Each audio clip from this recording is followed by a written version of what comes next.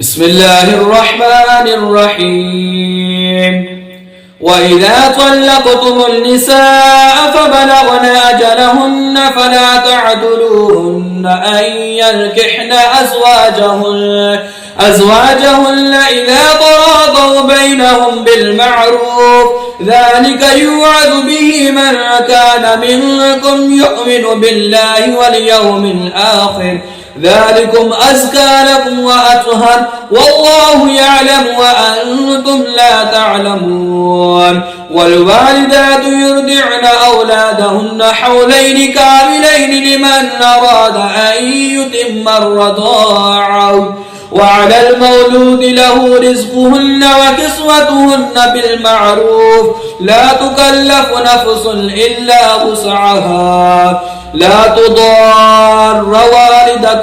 بولدها ولا مولود له بولده، وعلى الوارث مثل ذلك، فإن أرادا فصالا عن طراد منهما وتشاور فلا جناح عليهما، وإن أردتم أن تسترضعوا أولادكم فلا جناح عليكم إذا سلمتم ما آتيتم بالمعروف،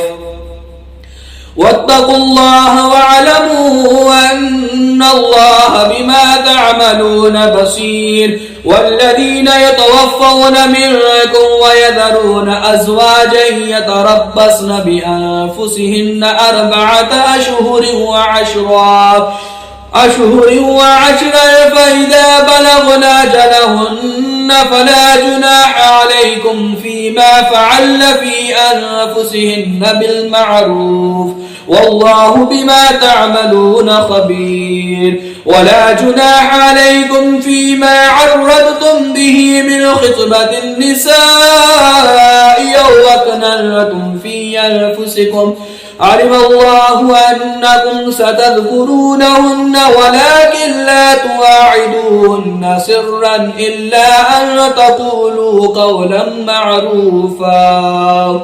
ولا تعزموا عقدة النكاح حتى يبلغ الكتاب أجله، واعلموا أن الله يعلم ما في أنفسكم فاحذروه، واعلموا أن الله غفور حليم.